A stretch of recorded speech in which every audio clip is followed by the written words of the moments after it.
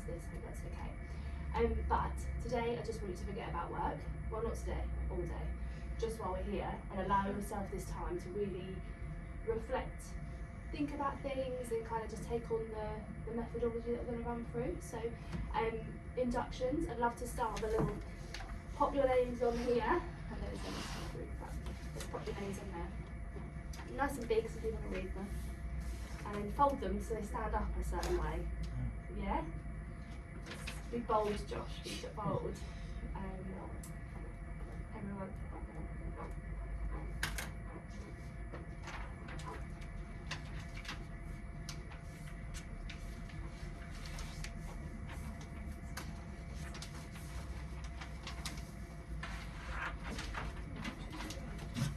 Oh, it's not my first time. Oh, I see.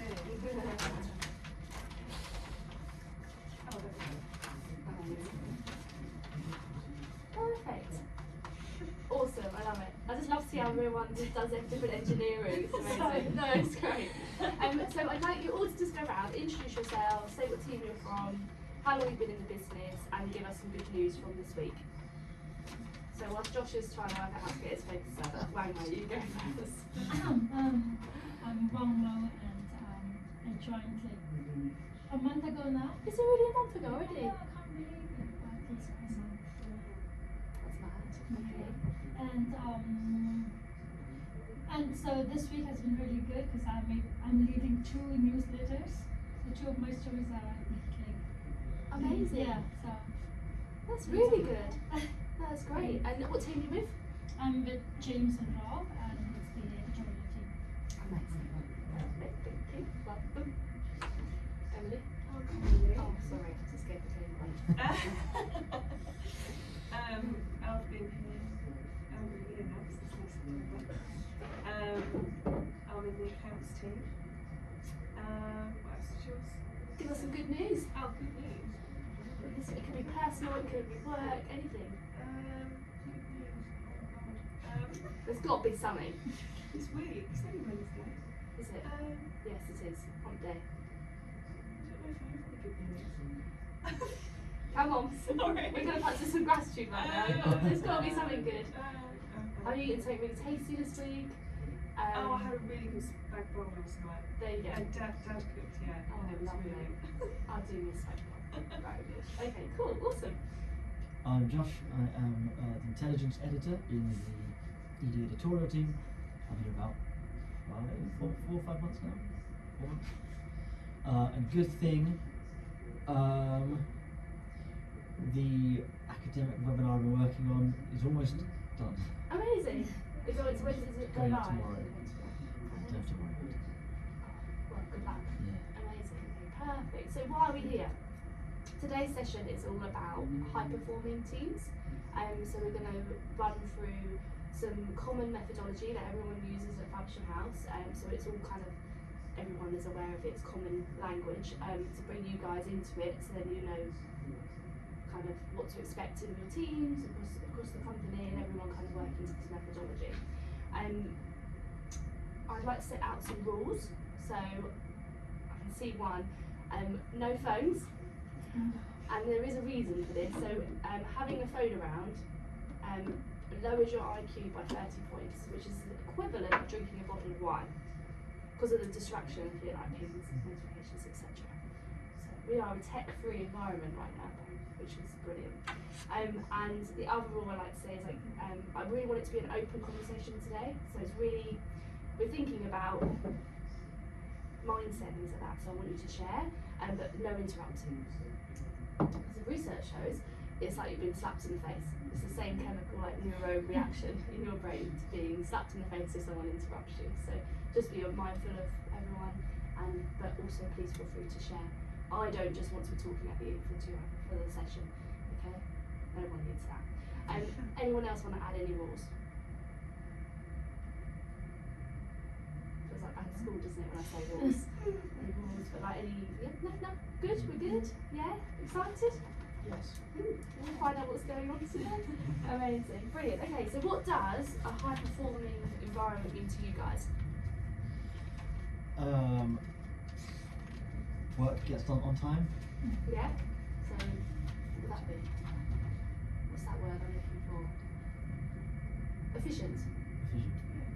efficiency. Where everybody is contributing. Yeah. It's not just one person. Everyone's putting in the hard Yeah. work. So teamwork, the collaboration. Working together. Working together, Yeah, team, yeah. one team. Which obviously you know is our email, so that is the idea, is that everyone is one team and everyone collaborates. Perfect. So I want to get your mind thinking about high performance. I think sports is normally quite a good place to go for that.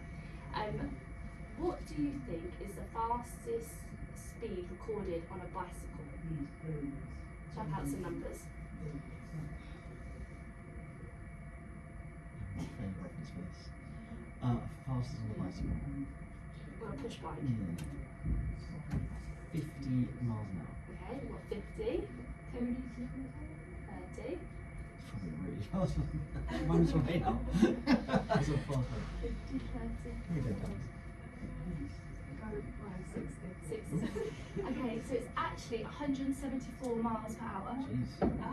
Yes, so the idea of this is you think you know like how much you can push yourself or like what high performance is, but there's always more, if that makes sense. But you need to learn about what you're trying to be high performing so that you can really push yourself and know the limits. But yeah, but he was being pulled by a car and then let go and then was recorded. So he had that support to get to that point. It wasn't just him cycling.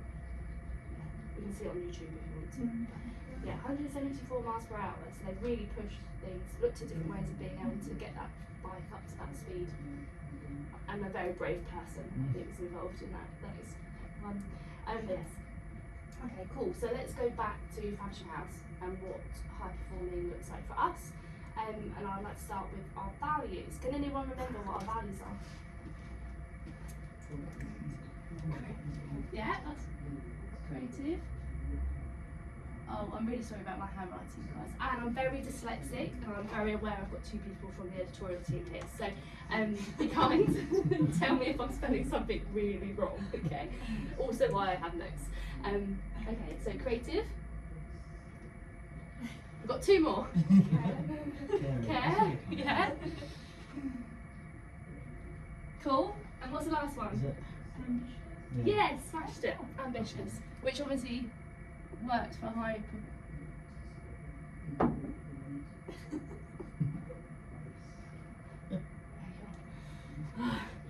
Okay, cool. So ambitious. So I've asked you, we know what they are now. Creative, care, ambitious. Does anyone remember the strap line that goes with each value? It's alright. Don't worry if you don't. Just intrigued to see if you do. No? Amazing. So ambitious is to be brave and achieve great things. Creative, let's see I've seen it now. Think differently and try new things, something new. And then care is love what you do and do what's right. They all make sense? Yeah? Now, I just want to kind of go through the story of how we got to those values, so you can kind of understand the depth of what they actually mean, because they're not just 3 words that we put on our website. Which actually I'm not sure if they are on the website, so I need to make sure that they are. They really mean something because I think it was about 12 years ago, the non-exec who used to do this training session, Phil Ives, came in and did an exercise. I think they might have got an external company as well to help, but they kind of went round and asked everyone at Faversham House, who lives and breathes Faversham House? Like, who would you say in the business is like really great? And they kind of came up with, I think, 2 or 3 people. And then they all kind of sat down and said, right, what is it about these people that make them so great and make them like Faversham House? So what are the qualities? And I think they went through quite a few rounds trying to come up with that, and that's how they came up with these 3 words, because people were living and breathing being ambitious, being creative and caring, and that's where they saw the success and the high performance. So I thought that's how we want to move forward, and that's what we want.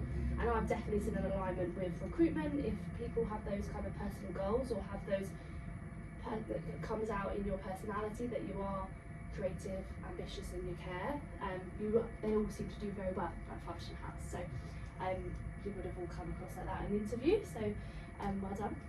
Do you remember being asked any questions about the values in the interview stages? I remember putting it in my cover letter. Yes. Amazing. Perfect. And on your job descriptions, so going back to like the one team thing and what it means for you guys in your roles, because everyone's got quite different roles, you'll see on your job description the 3 values, and there is a different strapline for each role. So that's really how you can be ambitious in your role, how you can be creative, and how you can care. So have a look on your job descriptions, there'll be in Personio documents, so you can always refer back to that just to see what sort of things in your role would fit within those brackets.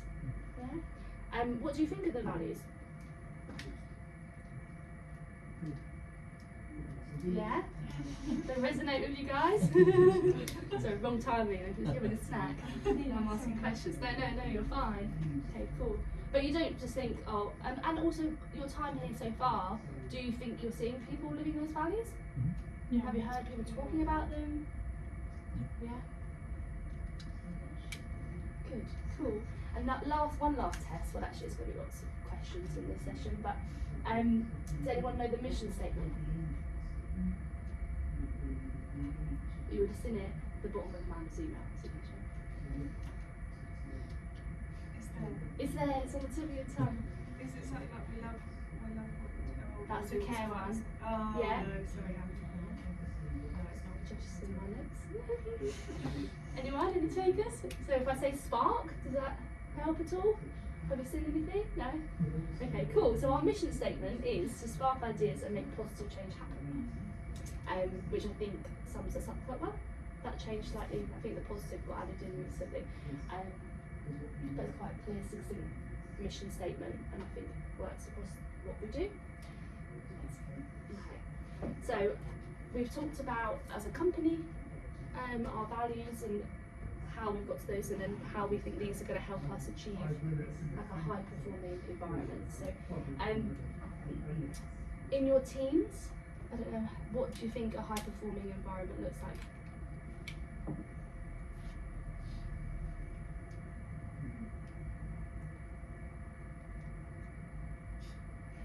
I think kind of the same, that, you know, being able to work together and get on your area of the business and making sure that that's kind of, you know, efficiently managed. Yeah.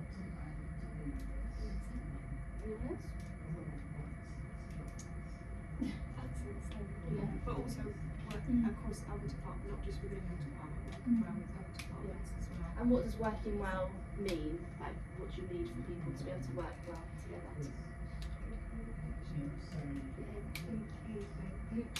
Yeah. Come back to me about your POs. 100%.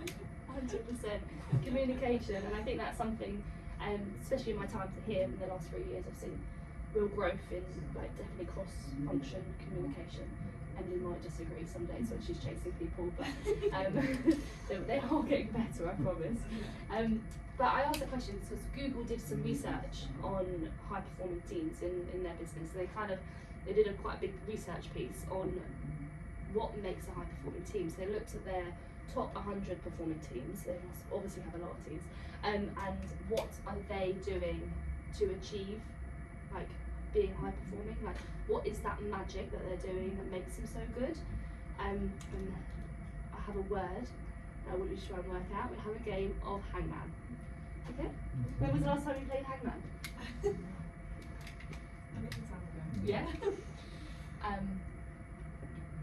What is Hangman?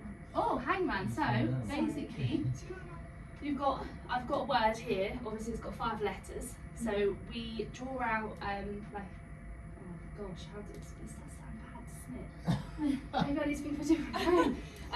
You draw out like a stand, but you add like a bit of the drawing each time you get a letter wrong. Right. But if you get a letter right, I put it in the right place, and then that helps you guess the word. Okay. Yeah? Should we give it a go? Yeah. Yeah? Amazing. So go on. B. B.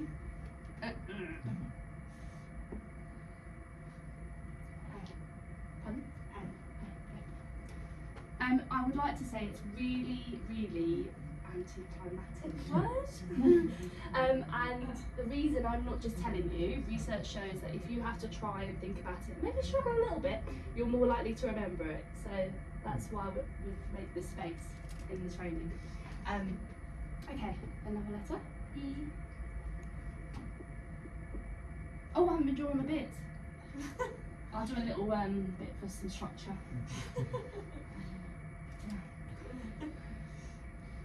S. Woo! Okay. Okay.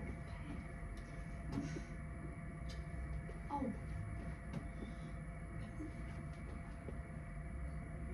Q. I'm so rogue! Sorry, I don't even. So the word is what makes a team high performing, the word that they came up with. Sorry. Um, I just was just giving out random. Yeah, but we can try and make up a word. T. T? No. No.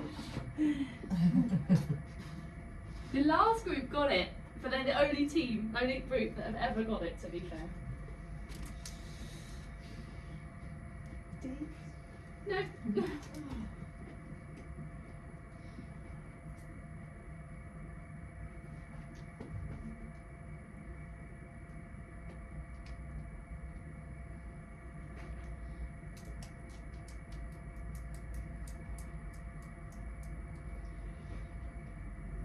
O. Ooh.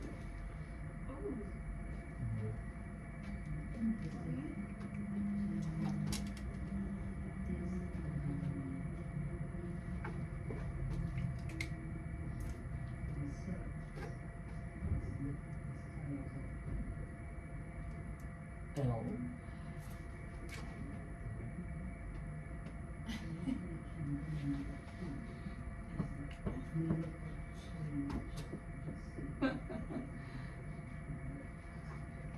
C. Shoot, we're gonna kill them all. I just realised how inappropriate this game is, and they play this at schools. Yeah. Right, there's only 26 letters, we can do this. We've only got so many options. I'm to get trying to wrong. like build a better structure. You're like a town in the background. Yeah. W. Oh, we've already done that. M. Ooh. Yeah.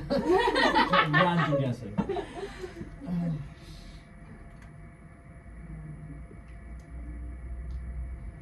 What makes a team high performing? This is the magic. The anticlimactic word is the magic. Can you give us a hint? Sorry. It's none of these. It's like a. How do I do it?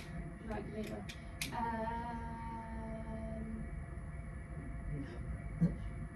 Oh yeah. Oh. Yeah. Aye. Yay! Anticlimactic, right? Never done No. that. As I was about to say, it's like a word, but it's like a shortened word, but it's got an S on the end. So the word, after all this money they spent on all this research, looking into all top 100 teams, was the word they came up with was the magic is the norms. So it's kind of a team will work out their processes, how their team, like what they need to be doing, like best practice, they become the norms. That's what standard they work to, and they keep doing it. Obviously they constantly review it and they're always looking at how they can best perform, but if everyone sticks to their norms, they become a high performing team. So if we take, for example, the ops team here, no, maybe not the conference production team, just because I've been recruiting them, so they have like a real set 8-week process to launch an event, and they have a proper process in place, and they do their research part, their calls, their agenda, these bits, and they stick to it, and that's like golden to them, and that's their norms, and that's what makes them as a team high performing across all their different conferences. That consistency, they know it works, but they always are obviously making sure the process is up to scratch, and if there is any way they can make it better. But as a team, they all work individually on their conferences, but in the same kind of process. Does that make sense? Yeah. Yeah? Amazing. Okay, cool.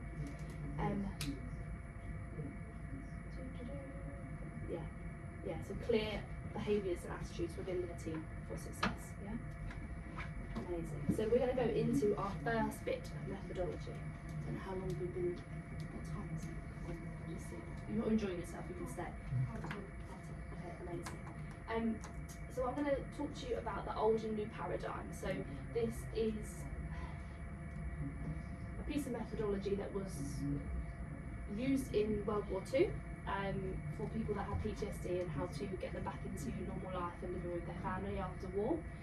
So it's very old kind of methodology.